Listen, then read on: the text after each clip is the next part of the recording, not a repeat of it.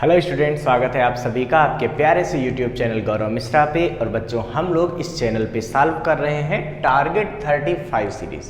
बच्चों, target 35 series क्या है? ये सीबीएसई बोर्ड के टर्म 1 में फिजिक्स में 35 मार्क्स दिलाने के लिए डेडिकेटेड सीरीज है। तो आप हमारे इस चैनल के साथ जुड़ जाइए।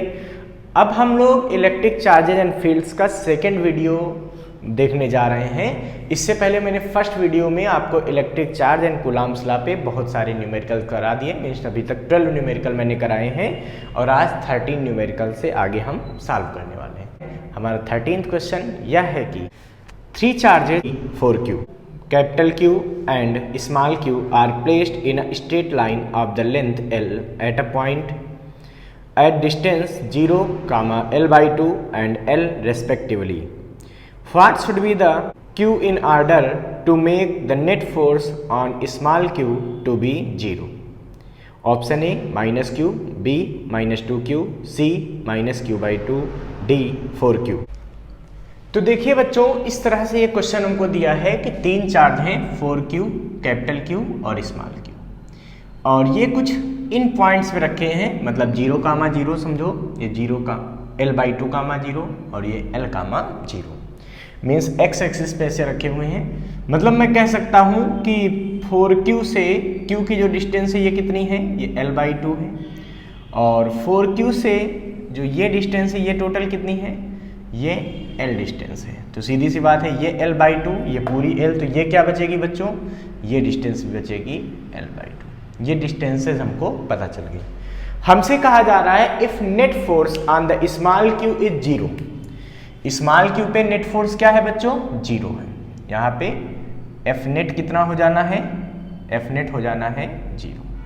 तो हमको इस सिचुएशन में कैपिटल Q का मैग्नीट्यूड यहाँ पे फाइंड करना।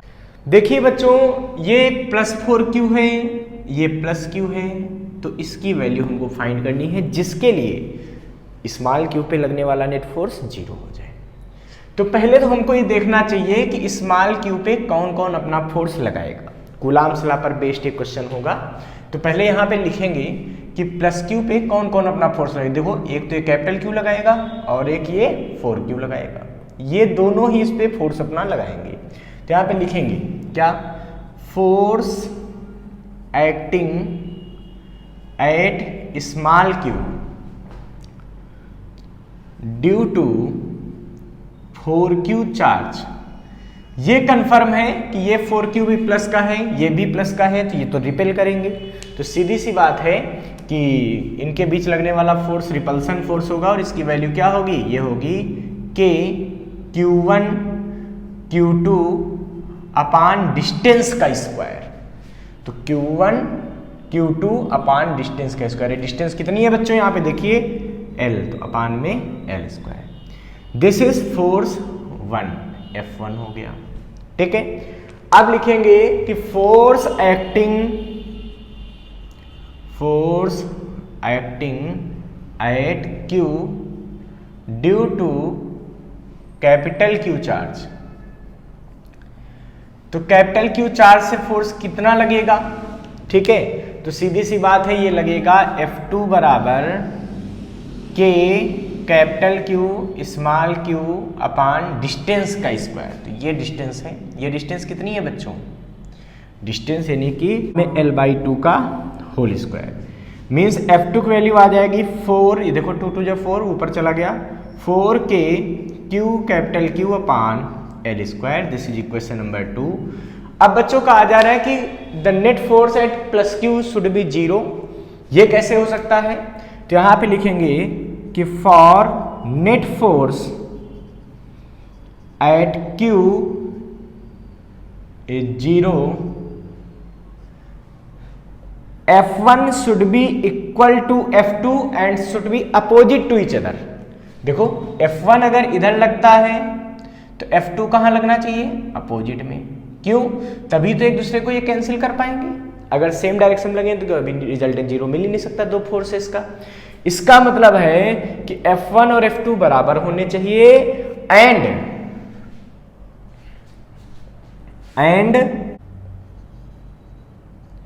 ऑफ Q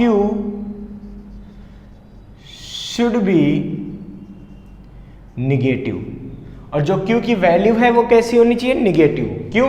क्योंकि अगर ये माइनस होगा या प्लस होगा तब तो ये F2 इधर लगाएगा। देखो F2 इनके बीच लगने वाला फोर्स है, लेकिन ये अपोजिट में कब लगेगा F1 के, जब ये निगेटिव हो जाए, क्योंकि ये तो प्लस प्लस था, रिपेल कर रहा था पक्का, तो ये माइनस होगा तभी तो इसको क्या करेगा, अट्रैक्ट करेगा। इसका मतलब इस सिचुएशन में Q की वैल्यू जो भी आएगी वो निगेटिव आएगी और F1 बराबर F2 कर लो।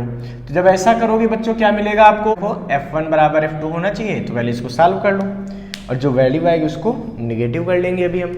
तो क्या होगा देखो, F1 के 4Q square upon L square बराबर F2 की वैल्यू क्या है, 4KQ कैपिटल Q अपान L स्क्वायर। देखिए बच्चों L स्क्वायर से L स्क्वायर कैंसिल हो गया, Q स्क्वायर से एक Q कैंसिल हो जाएगा, K से K कैंसिल हो जाएगा, 4 से 4 कैंसिल हो जाएगा, तो इधर बचा Q, उधर बचा capital Q। So the value of Q should be equal to small q and this should be negative, this value of capital Q is minus Q। Minus क्यों? क्योंकि फोर्स अपोजिट में लगाना है, ठीक है। इसका मतलब कैपिटल Q की वैल्यू क्या होनी चाहिए, माइनस Q होनी चाहिए। इसका मतलब यहाँ पे जो ऑप्शन आपको दिए गए हैं उनमें से ए ऑप्शन बिल्कुल करेक्ट होगा, so option A will be correct. Okay बच्चों, इसको फटाफट नोट कर लीजिए। तो चलिए बच्चों, टारगेट 35 सीरीज का क्वेश्चन नंबर 14 ट्राई करते हैं, और क्वेश्चन नंबर 14 यह है कि A charge capital Q is placed at each of the opposite corners of a square. A charge Q is placed at each of the other two corners. If the net electrical force on the capital Q is 0, then capital Q upon Q equals A minus 2 root 2, B minus 1, C 1 and D minus 1 upon root 2. Okay. तो देखिए बच्चों, ये question हमको given है कि एक square है जिसकी हर कॉर्नर पे ऐसे चार्ज रखे हुए हैं, अपोजिट कॉर्नर पे कैपिटल Q चार्ज रखे हैं और बाकी अपोजिट कॉर्नर पे स्मॉल q रखे हैं। हमसे कहा जा रहा है कि the net force eight capital Q is 0। तो कैपिटल Q पे नेट फोर्स, चाहे इस पे 0 मानो चाहे नीचे वाले पे 0 मानो, बात वही है, इस पे नेट फोर्स क्या है, 0 है। तो हमको बताना है कि capital Q and small q का रेशियो क्या होगा, ये हमको फाइंड करना है। बच्चों इसके लिए हम क्या करेंगे, पहले तो कैपिटल Q पे लगने वाला नेट फोर्स निकालेंगे और उसको क्या कर देंगे, 0 कर देंगे। भाई देखिए ऐसा है कि ये Q और ये Q क्या करेंगे बच्चों, ये इस पर एक फोर्स लगाएंगे। अच्छा, अगर अभी हम प्लस माइनस पे ध्यान ना दें तो नॉर्मली हमको क्या दिख रहा है, दोनों में प्लस दिख रहा है, मतलब ये इसको रिपेल करते हुए ऐसे दिखेंगे, मतलब ये फोर्स लगेगा F, तो ये फोर्स हो जाएगा F41, मतलब फोर्स एट 4 ड्यू टू 1।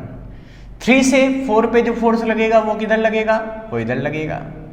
इधर कौन सा फोर्स लगेगा, F43, force at 4 due to 3। एक ये 2 वाला भी तो इस पे फोर्स लगाएगा, ये फोर्स कितना लगाएगा बच्चों, ये इधर लगाएगा। ये कौन सा लगाएगा, ये लगाएगा F42, force at 4 due to 2, ठीक है। तो इस तरह से ये 3 फोर्स इस पे लगेंगे और नेट फोर्स इस पे क्या लगना चाहिए बच्चों, 0 लगना चाहिए। ये हमारा क्वेश्चन आपसे कह रहा है। देखिए बच्चों बहुत सिंपल सी बात है, सबसे पहले तो हम F41, F43 और F42 की वैल्यू निकालेंगे। F41 तो force acting at 4 charge due to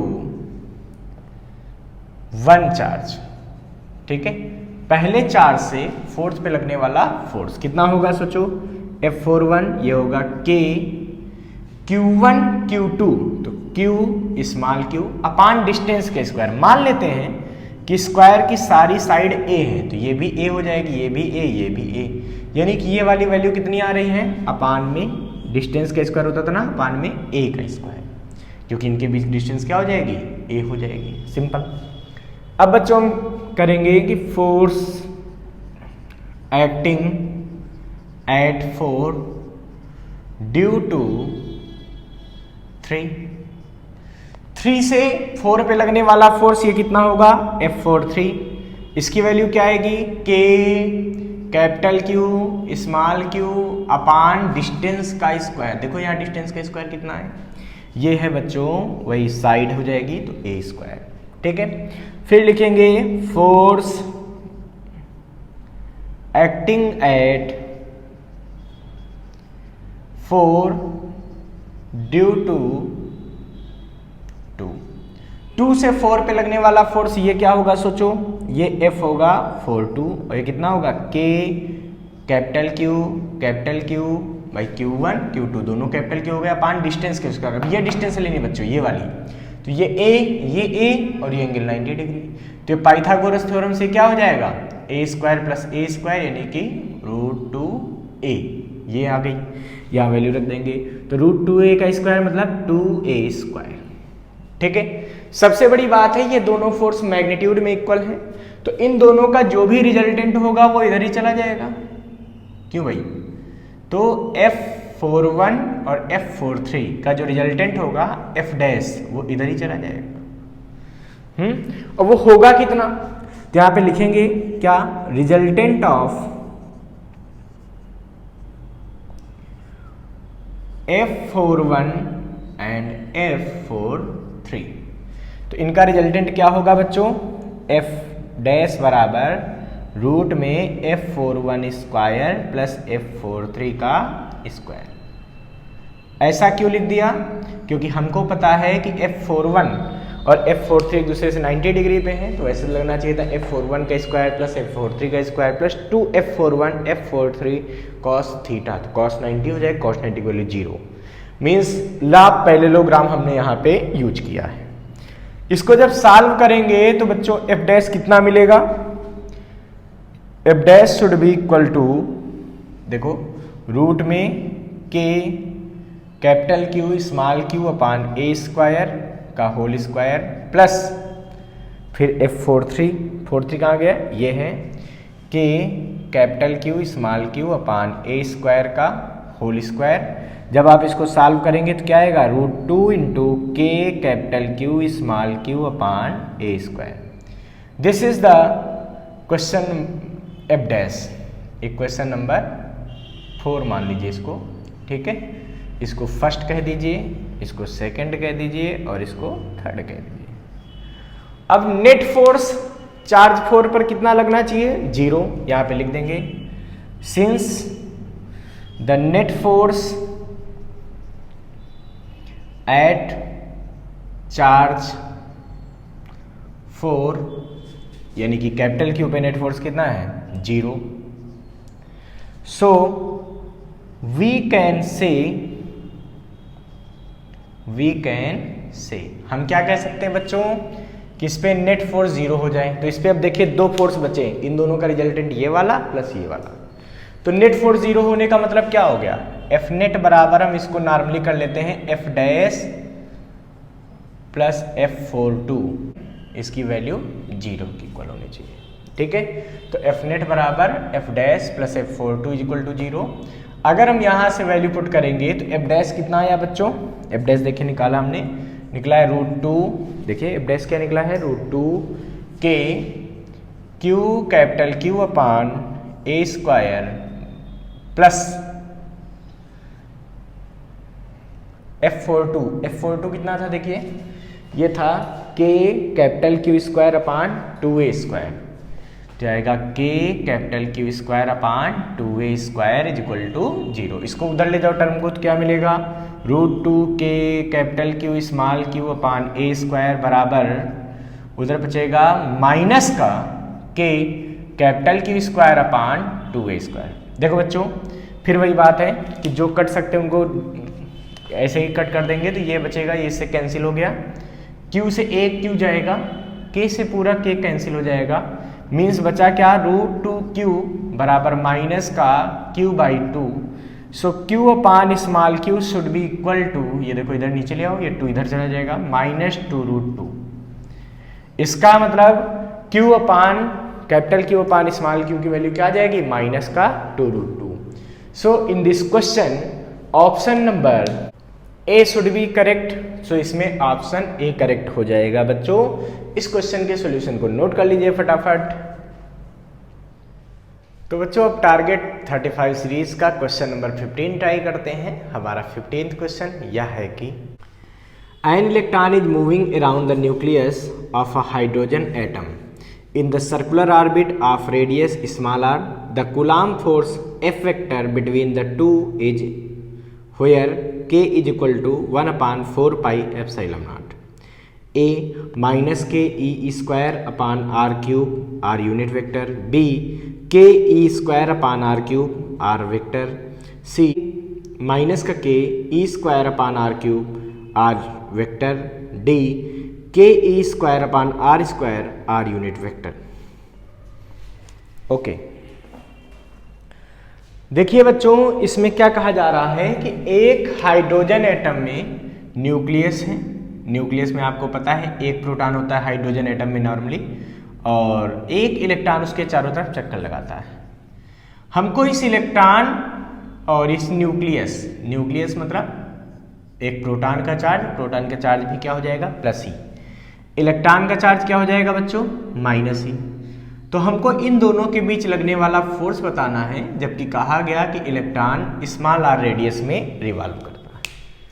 तो बच्चों चूंकि वेक्टर फॉर्म कूलॉम्स लॉ का यहाँ पे यूज होगा, तो आपको पता होना चाहिए कि अगर दो चार्ज Q1 और Q2 हैं और ये एक दूसरे से स्मॉल आर डिस्टेंस पर प्रेजेंट है, तो इनके बीच लगने वाला फोर्स क्या होता है कूलॉम्स लॉ से, K Q1 Q2 upon are square and R का यूनिट वेक्टर। यहाँ पे आर यूनिट वेक्टर इस फोर्स की डायरेक्शन को दिखा देता है बच्चों, ठीक है।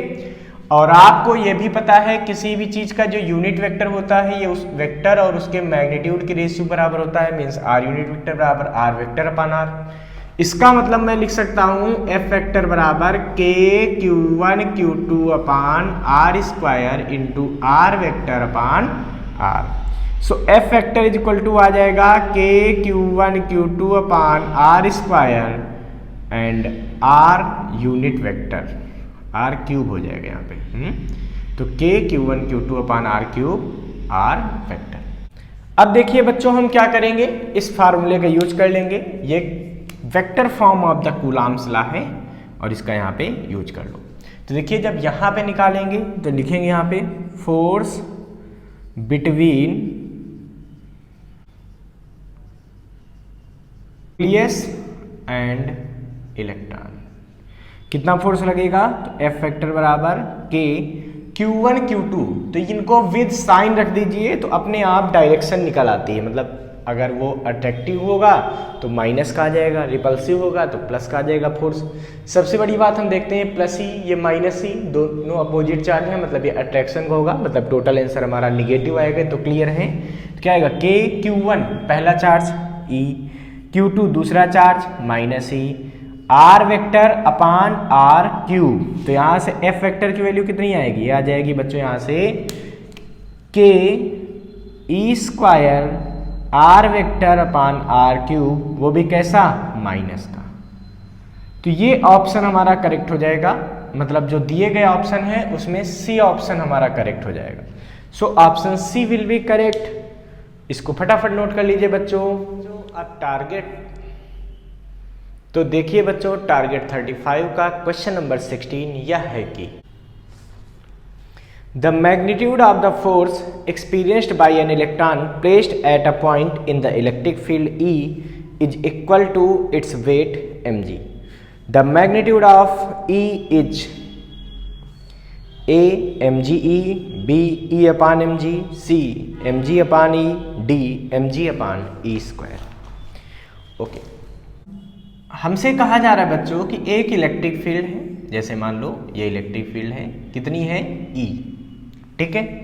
इसमें एक इलेक्ट्रॉन रखा हुआ है, क्या रखा हुआ है इलेक्ट्रॉन। मान लेते हैं कि मास ऑफ इलेक्ट्रॉन m है, ऐसा उन्होंने दे भी रखा वैसे। अब ऐसा है इन्होंने कहा इस पे लगने वाला इलेक्ट्रिक फोर्स इसके वेट के बराबर है। तो बच्चों इस पे इलेक्ट्रिक फोर्स कितना लगेगा, QE भाई इलेक्ट्रिक फोर्स एट इलेक्ट्रॉन। तो देखिए इलेक्ट्रिक फोर्स की वैल्यू क्या होती है, QE। तो F इक्वल टू क्या लगेगा, Q का मतलब चार्ज इसका, तो E इंटू ई।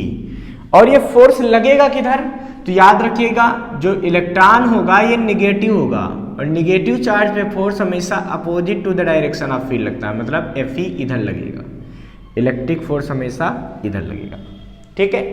और according to question TQ, according to question electric force is equal to weight of the electron, that's why E is equal to mg, so the value of electric field is mg upon E।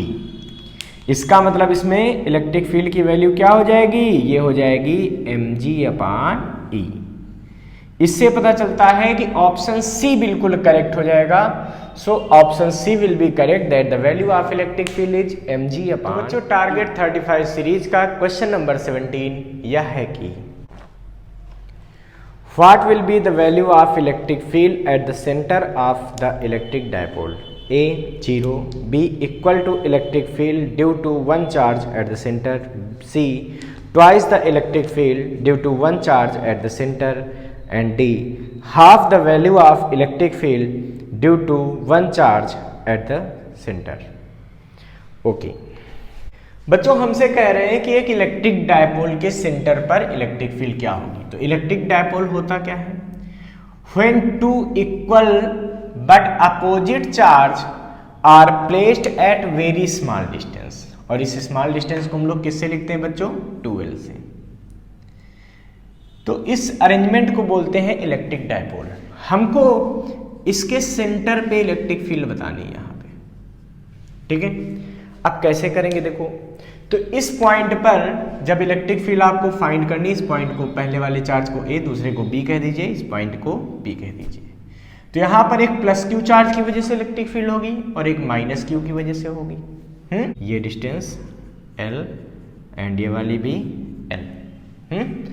अब लिखेंगे यहाँ पे क्या, electric field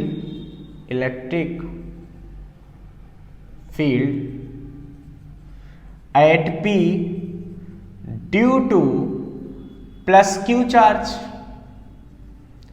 plus Q charge की वजह से कितनी होगी, तो क्या होता है फार्मूला होता है electric field intensity due to a charge. अगर कोई Q चार्ज है R डिस्टेंस पे फील्ड निकालनी हो तो इसका फार्मूला होता है KQ अपॉन R²। यही कॉन्सेप्ट यहाँ पे लग जाएगा, जहां पर K क्या है, K कांस्टेंट होता है और इसकी वैल्यू 9 × 10⁹ न्यूटन मीटर स्क्वायर पर कूलम स्क्वायर होती है। तो कई बार हम लोग डिस्कस कर चुके हैं। तो यहाँ पे P पॉइंट पे इलेक्ट्रिक फील्ड क्या हो जाएगी, देखो KQ अपॉन डिस्टेंस का स्क्वायर। डिस्टेंस कितना है L, तो L² हो गया, ठीक है। फिर लिखेंगे बच्चों नेक्स्ट क्या लिखेंगे, electric field at P due to minus Q charge. तो माइनस Q चार्ज से इलेक्ट्रिक फील्ड कितनी आएगी भाई, ये आएगी E2, और ये कितनी आएगी KQ अपॉन डिस्टेंस का स्क्वायर। तो डिस्टेंस तो यहाँ पे वही L²। अब डायरेक्शन देखो, प्लस की वजह से इलेक्ट्रिक फील्ड कहाँ होगी, देखो आउटवर्ड। प्लस की वजह से इलेक्ट्रिक फील्ड किसी पॉइंट पे हमेशा किधर होती है, आउटवर्ड। तो E1 इधर हो जाएगी, और जो E2 है वो किधर होगी, देखो माइनस की वजह से इलेक्ट्रिक फील्ड इनवर्ड, तो ये माइनस है ना, तो ये अपनी तरफ लगाएगा इलेक्ट्रिक फील्ड। मतलब ये माइनस की वजह से जो इलेक्ट्रिक फील्ड होगी वो भी इधर ही हो जाएगी, मतलब E2 भी इधर हो जाएगी। तो जब E1 E2 सेम डायरेक्शन में हो जाएंगे, इसका मतलब क्या होगा, इनका रिजल्टेंट इनको ऐड करके आएगा पैरेललोग्राम से। तो लिखेंगे कि so net electric field intensity at P is equal to E1 plus E2, इसका मतलब ये आ जाएगा KQ upon L² plus KQ upon L²। क्यों, क्योंकि सेम डायरेक्शन में हो गए थे इसलिए ऐड हो गए। तो आ गया 2KQ अपॉन L²। इससे क्या पता चलता है कि एक चार्ज की वजह से यहाँ जितनी फील्ड थी उसका डबल टोटल फील्ड आएगी। So the net electric field intensity will be double of value of one charge produced at the center। तो बच्चों यहाँ पर ऑप्शन सी करेक्ट हो जाएगा। So option C will be correct that यहाँ पर electric field intensity किसी एक चार्ज की इलेक्ट्रिक फील्ड डबल आती है। ठीक है, तो option C will be correct. इसको फटाफट नोट कर लीजिए बच्चों। तो बच्चों अब हम लोग टारगेट 35 सीरीज का क्वेश्चन नंबर 18 ट्राई करेंगे। क्वेश्चन नंबर 18 यह है कि figure shows the electric field line of force emerging from a charged body if the electric field at A and B are EA and EB respectively, if the displacement between A and B is R, then A option EA is greater than EB, B option EA is less than EB, C option EA is equal to EB upon R, and D option EA is equal to EB upon R square। तो बच्चों देखिए ये एक non uniform electric field बनी हुई है। ये point A है, ये पॉइंट बी है। ए पॉइंट की इलेक्ट्रिक फील्ड इंटेंसिटी यहाँ पर क्या है, ई ए है, और बी पॉइंट पे इलेक्ट्रिक फील्ड इंटेंसिटी क्या मानी जा रही है, बी। हमसे पूछा जा रहा है कि इसमें कौन सा ऑप्शन करेक्ट होगा। तो देखिए आप ध्यान रखिएगा, जब भी इलेक्ट्रिक फील्ड लाइन ऐसे बनी होंगी तो मैग्नीट्यूड उस पॉइंट पर ज़्यादा होगा इलेक्ट्रिक फील्ड का जहाँ इलेक्ट्रिक फील्ड लाइन डेंसर होंगी।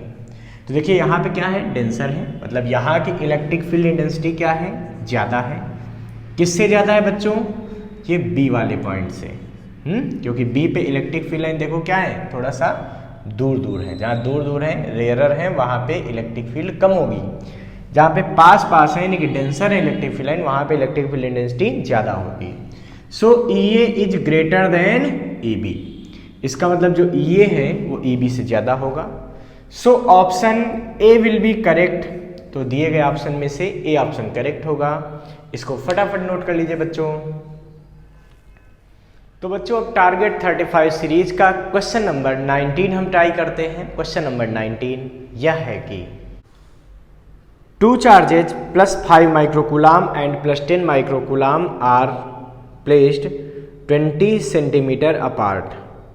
The net electric field intensity at midpoint between the two charges is A 4.5 into 10 to the power 6 Newton per coulomb directed towards +5 microcoulomb, B 4.5 into 10 to the power 6 Newton per coulomb directed towards +10 microcoulomb, C 13.5 into 10 to the power 6 Newton per coulomb directed towards +5 microcoulomb, and D 13.5 into 10 to the power 6 Newton per coulomb directed towards +10 microcoulomb। Okay, एक charge है +5 माइक्रोकूलाम, एक charge है +10 माइक्रोकूलाम, और इनके बीच की जो distance है वो कितना है, 20 centimetre. And we have to find the value of electric field intensity at the centre, mid point. ऐसे यहाँ ये मिड पॉइंट पे आपको निकालनी है। तो बच्चों जब टोटल ये डिस्टेंस 20 सेंटीमीटर है तो ये हाफ डिस्टेंस हो जाएगी इधर की। तो R1 इधर से डिस्टेंस क्या बचेगी है इस पॉइंट की, 10 सेंटीमीटर। इधर से भी डिस्टेंस ये क्या बचेगी, 10 सेंटीमीटर। पहले चार्ज को Q1 कह दिया तो दूसरे चार्ज को Q2 कह देंगे। हमको इस पॉइंट P पे इलेक्ट्रिक फील्ड इंटेंसिटी फाइंड करनी है। तो बच्चों यहाँ पे देखिए आप कि Q1 की वैल्यू हो गई 5 × 10⁻⁻6 कूलाम, क्योंकि माइक्रो कूलाम को कूलाम में कन्वर्ट कर लीजिए। Q2 हो गया तुम्हारे पास 10 × 10⁻6 कूलाम, पता है ना, कूलाम को जब माइक्रो कूलाम में कन्वर्ट करते हैं तो 10⁻6 से मल्टीप्लाई करते हैं। R1 और R2 सेम हो गए। तो अब हम क्या करेंगे, पहले चार्ज की वजह से इलेक्ट्रिक फील्ड निकालेंगे, फिर दूसरे चार्ज की वजह से इलेक्ट्रिक फील्ड निकालेंगे, फिर उनका वेक्टर सम निकाल देंगे, क्योंकि इलेक्ट्रिक फील्ड इंटेंसिटी क्या है, वेक्टर क्वांटिटी है। तो जो वेक्टर सम आएगा वही हमारा आंसर हो जाएगा, रिजल्टेंट हो जाएगा। तो लिखेंगे यहाँ पे क्या, electric field intensity at P due to Q1 charge.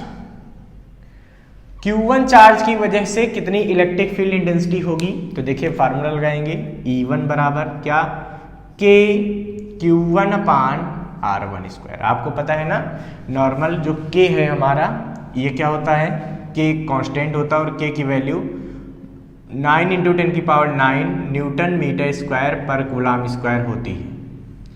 तो के की वैल्यू क्या होती है? 9 × 10⁹ न्यूटन मीटर स्क्वायर पर कूलाम स्क्वायर, और के को आवश्यकता पड़ने पर 1/4πε0 भी हम लोग लिख सकते हैं। चलिए, तो के Q1² तो E1 की वैल्यू क्या आ जाएगी? के 9 × 10⁹ Q1 5 × 10⁻, देखो -6/R1²। तो डिस्टेंस का स्क्वायर, देखो डिस्टेंस कितनी है? 0.1 का square.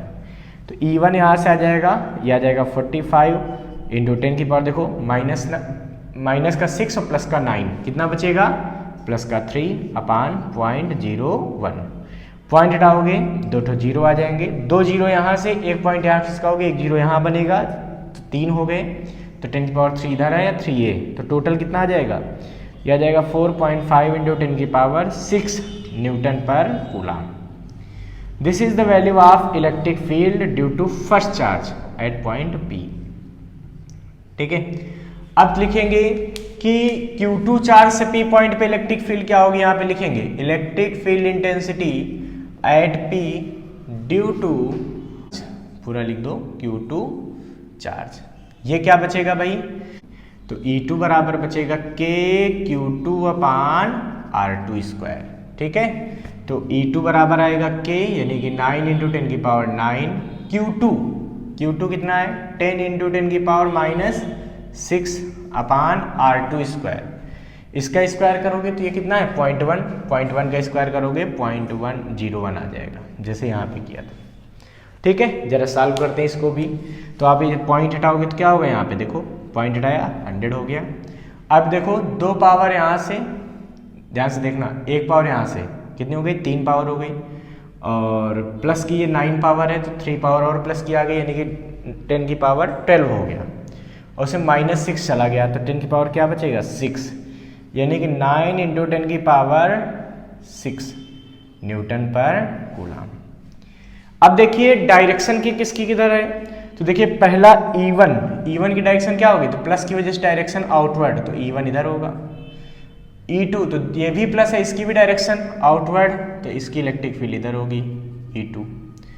So net electric field intensity at P कितना होगा? नेट की वैल्यू तो E बराबर आ जाएगा E2 - E1, बड़े में छोटे को घटा देंगे, तो E बराबर हमारे पास कितना आ जाएगा? E2 9 × 10⁶ माइनस E1 की वैल्यू 4.5 × 10⁶, मतलब E आ गया 4.5 × 10⁶ newton per coulomb. So the net electric field will be 4.5 × 10⁶ newton per coulomb, और इसकी डायरेक्शन किधर होगी बच्चों?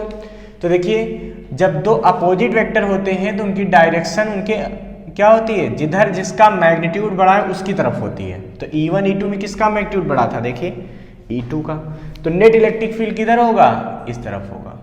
सो the value of net electric field will be directed towards +5 माइक्रोकूलाम।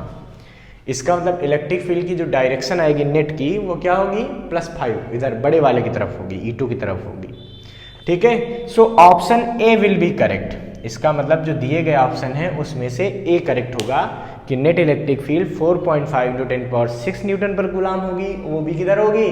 Directed towards Q1, यानी कि +5 माइक्रो कूलाम। ओके, इसको note कर लीजिए बच्चों फटाफट।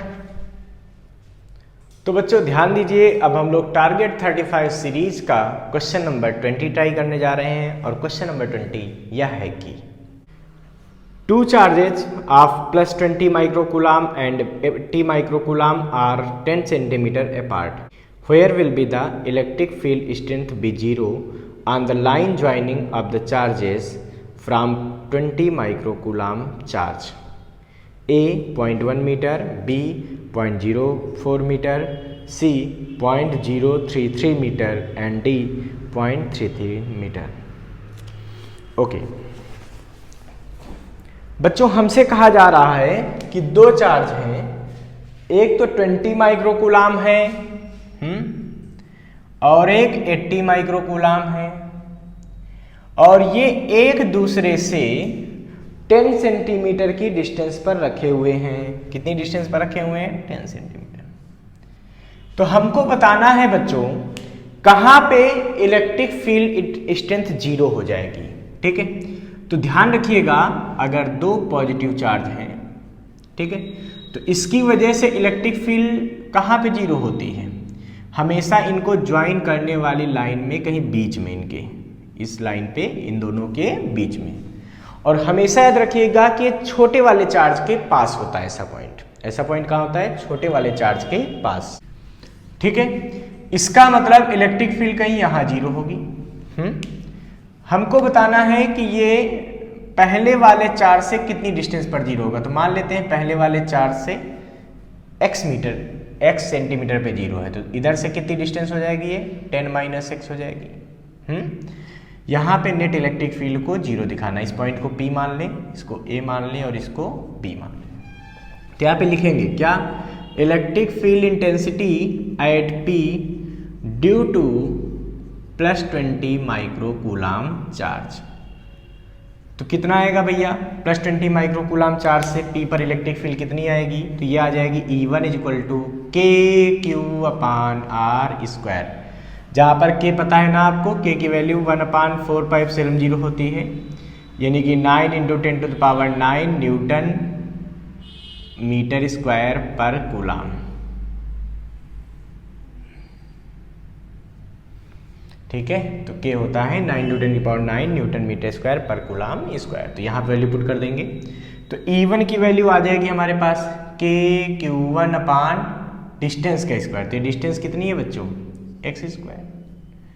तो ये हो गया E1 = KQ1/x²। फिर हम बच्चों क्या करेंगे? अब लिखेंगे electric field intensity at P due to +80 micro coulomb charge. उससे कितनी होगी इलेक्ट्रिक फील्ड? देखिए यहाँ पे, तो ये हो जाएगी E2, और E2 बराबर क्या हो जाएगी? KQ2/10 - x²।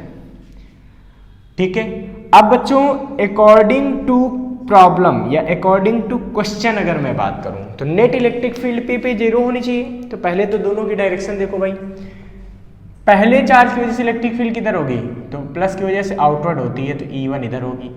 दूसरे की वजह से इलेक्ट्रिक फील्ड किधर होगी? तो वो इसकी आउटवर्ड होगी, यानी कि इधर होगी। और ये दोनों एक दूसरे के अपोजिट हैं, तो यानी कि यहाँ 0 मिल सकती है। लेकिन कब 0 मिलेगी? जब ये दोनों इक्वल भी हों, क्योंकि दो इक्वल और अपोजिट वेक्टर एक दूसरे को कैंसिल कर सकते हैं। इसका मतलब अगर यहाँ पे ई नेट निकालेंगे P, तो ई नेट बराबर आ जाएगा हमारे पास E1 - E2, और इसकी वैल्यू क्या हो जाएगी? 0 हो जाएगी। ठीक है, इसका मतलब E1 बराबर क्या होना चाहिए? E2 होना चाहिए। For net electric field at P will be 0। तो E1 बराबर E2 कर दो बच्चों। तो इसका मतलब E1 की वैल्यू कितनी आई? देखो, KQ1/x² बराबर KQ2/10 - x²। चूंकि यूनिट सेम रखनी थी इसलिए दोनों तरफ सेंटीमीटर हो गया x और 10 - x, कोई दिक्कत नहीं। यहाँ पे माइक्रो कूलाम डायरेक्ट रख देंगे, कोई दिक्कत नहीं। क्यों? क्योंकि रेशियो ले रहे हैं ना, तो कैंसिल हो जाएंगी। ठीक है, अगर आप कोई और यूनिट यूज करेंगे तो वो भी कैंसिल हो जाएगा आपस में, कोई दिक्कत नहीं, सेम आंसर आएगा। देखो बच्चों, K से K कैंसिल हो गया। Q1 कितना बचा है? तो यहाँ बचा Q1/x² बराबर Q2/10 - x²। Q1 कितना है? 20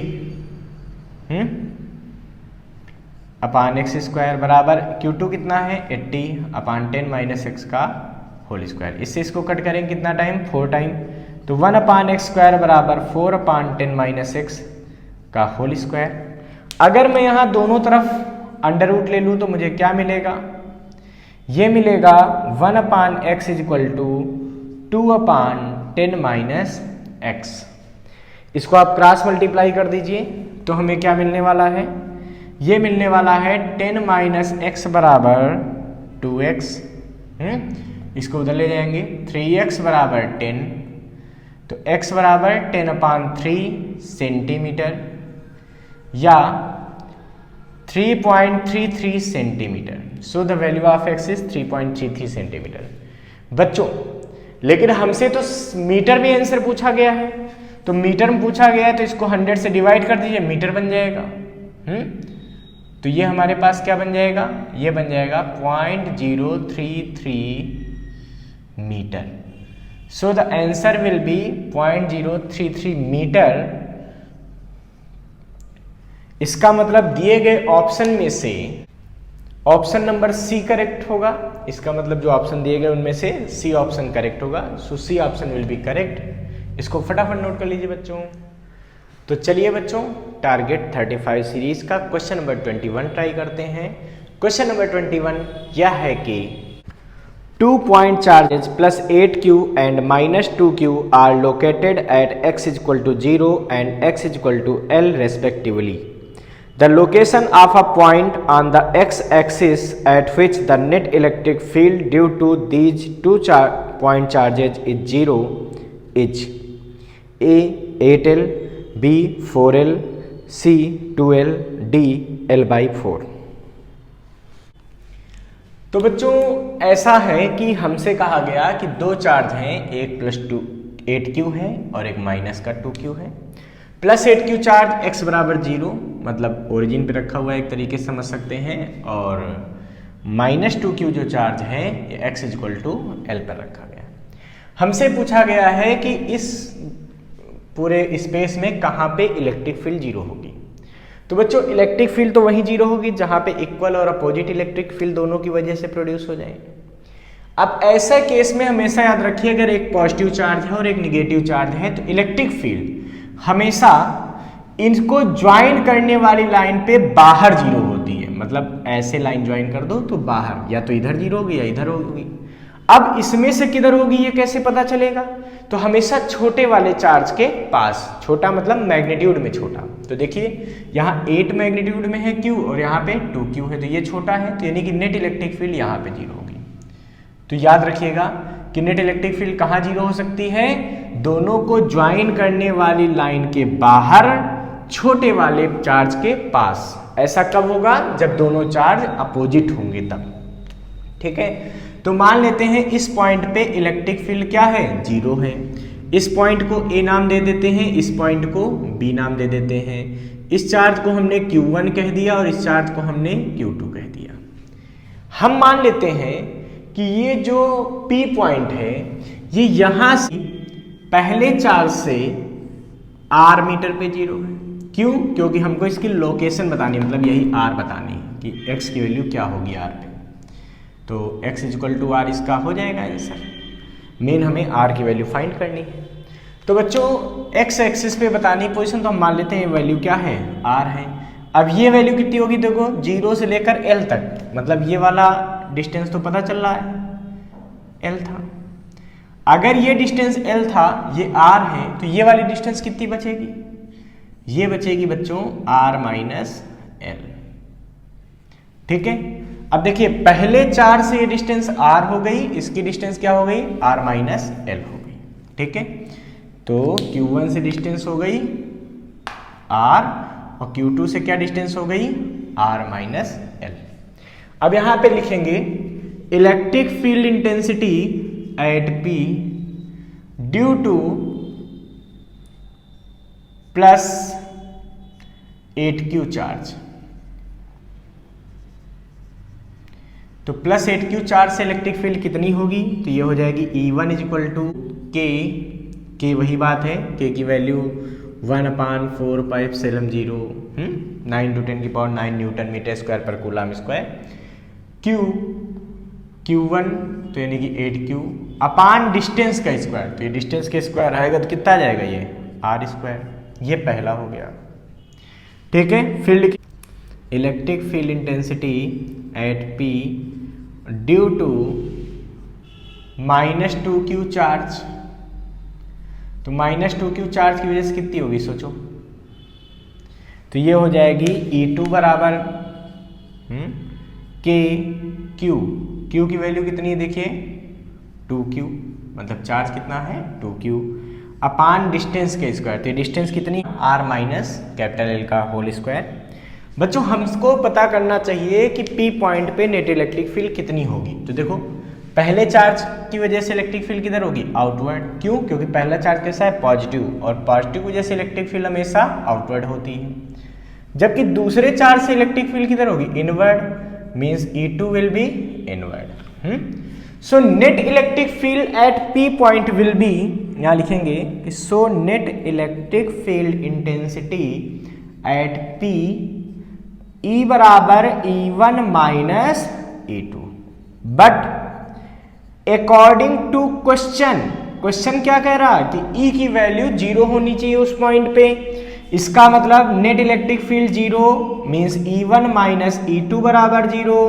दिस इंडिकेट E1 बराबर E2। तो यहाँ पे E1 और E2 क्या होने चाहिए, बराबर होने चाहिए। इसका सीधा सा मतलब हुआ कि अगर E1 E2 बराबर हो गए तो क्या मिलेगा, E1 K इंटू 8Q अपान R स्क्वायर बराबर K इंटू 2Q अपान डिस्टेंस का स्क्वायर यानी कि R माइनस L का whole square.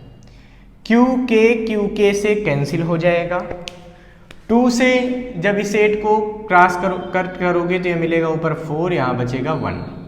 Means final answer बचेगा 4 upon R square equal to 1 upon R minus L का होल स्क्वायर। अगर हम दोनों तरफ अंडर रूट ले लें तो हमें क्या मिलेगा बच्चों, 2 upon R is equal to 1 upon R minus L। Cross multiply 2 into R minus L is equal to R, means 2R minus L 2L is equal to R। So 2R minus R is equal to 2L या R is equal to 2L। इसका मतलब ये हुआ कि जिस point पे electric field 0 होगी वहां पे R की वैल्यू कितनी हो जाएगी, 2L, या हम कह सकते हैं यहाँ पे x एक्सिस में इसकी डिस्टेंस हो जाएगी, वो कितनी हो जाएगी, 2L हो जाएगी। So at this point value of R will be 2L। So option number C will be correct. जो दिए गए ऑप्शन से उसमें से C ऑप्शन हमारा बिल्कुल करेक्ट हो जाएगा कि R इक्वल टू 2L पे इलेक्ट्रिक फील्ड 0 हो जाएगा। तो चलिए बच्चों टारगेट 35 का क्वेश्चन नंबर 22 सॉल्व करते हैं। क्वेश्चन नंबर 22 यह है कि an electric dipole is placed in a non-uniform electric field can experience a force but not a torque but not a force, always a force and a torque, neither a force nor a torque। तो बच्चों देखिए हमसे कहा जा रहा है कि non uniform electric field है, ठीक है। नॉन यूनिफॉर्म मतलब कुछ इस तरह से कि हर जगह वैल्यू कुछ अलग हो। मान लीजिए यहाँ पे E1 क्या है, ज़्यादा है, यहाँ पे E जो है वो क्या है, लेस है, ठीक है। मतलब नॉन यूनिफॉर्म मतलब अलग अलग पॉइंट पे अलग अलग इलेक्ट्रिक फील्ड। तो बच्चों मान लेते हैं कि ऐसी ये एक नॉन यूनिफॉर्म इलेक्ट्रिक फील्ड है, मतलब इलेक्ट्रिक फील्ड लाइन पैरेलल नहीं है, मतलब ये एक जैसी नहीं है, ठीक है। यहाँ पे एक इलेक्ट्रिक डायपोल पुट कर दिया गया, कोई भी डायपोल रख देते बच्चों, मान लो इसे रख दिया, ये डायपोल रख दिया गया। तो डायपोल का मतलब plus Q and minus Q charge. अब प्लस Q चार्ज पे क्या लगेगा, force in the direction of field, मतलब ऐसा कुछ QE। माइनस चार्ज पे फोर्स किधर लगेगा, opposite to the direction of field, इधर कहीं, ये E1 और ये E2 इलेक्ट्रिक फील्ड। क्यों, क्योंकि ये नॉन यूनिफॉर्म इलेक्ट्रिक फील्ड, तो यहाँ पे कुछ और होगी, यहाँ कुछ और होगी, यहाँ कुछ और होगी, यहाँ कुछ और। बच्चों इस सिचुएशन में आपको दिख रहा है कि चूंकि अगर ऐसा एक मान लेते हैं कि यहाँ पे इलेक्ट्रिक फील्ड डेंसर मान लो, यहाँ पे रेयरर मान लो इलेक्ट्रिक फील्ड लाइन, तो E1 की वैल्यू क्या हो गई, कम हो गई, किससे, E2 से। क्यों, क्योंकि जहाँ इलेक्ट्रिक फील्ड लाइन डेंसर होती है वहाँ इलेक्ट्रिक फील्ड ज़्यादा होती है। अब हमसे कहा जा रहा है क्या ये नेट फोर्स 0 हो सकता है, नहीं। क्यों, क्योंकि देखो डायरेक्शन भी थोड़ा सा अलग अलग हो सकती है और मैग्नीट्यूड तो अलग अलग है ही, मतलब कभी भी ये फोर्स एक दूसरे को पूरी तरह कैंसिल नहीं कर सकते। इसका मतलब यहाँ पर हमेशा एक नेट फोर्स लगेगा और हमेशा एक टार्क लगेगा इसको घुमाने के लिए, जो इसको इलेक्ट्रिक फील्ड के डायरेक्शन में रोटेट करने की कोशिश करेगा। Means always a force and always a torque is acted at a electric dipole in non uniform electric field. Non uniform electric field में हमेशा एक फोर्स लगेगा और एक टार्क लगेगा। So F net is not equal to 0 and tau is not equal to 0। So option C will be correct. इसका मतलब जब कोई डायपोल किसी नॉन यूनिफॉर्म इलेक्ट्रिक फील्ड में रखा जाएगा तो उस पर ना तो नेट इलेक्ट्रिक फोर्स कभी 0 होगा, ना इलेक्ट्रिक टॉर्क 0 होगा, ना टॉर्क 0 होगा जो इलेक्ट्रिक फील्ड की वजह से लगेगा। ठीक है, दोनों ही चीज़ें 0 नहीं होंगी, इसको फटाफट नोट कर लीजिए बच्चों। ओके बच्चों, अब अपनी नेक्स्ट वीडियो में मैं इलेक्ट्रिक चार्जेस एंड फील्ड्स का गॉस थ्योरम और उससे रिलेटेड कुछ प्रॉब्लम्स लेकर आऊँगा अपने टारगेट 35 की 03 वीडियो में, मतलब तीसरी वीडियो में। आप लोग हमारे साथ जुड़े रहिए, लगातार हमारे चैनल को देखते रहिए। Thank you.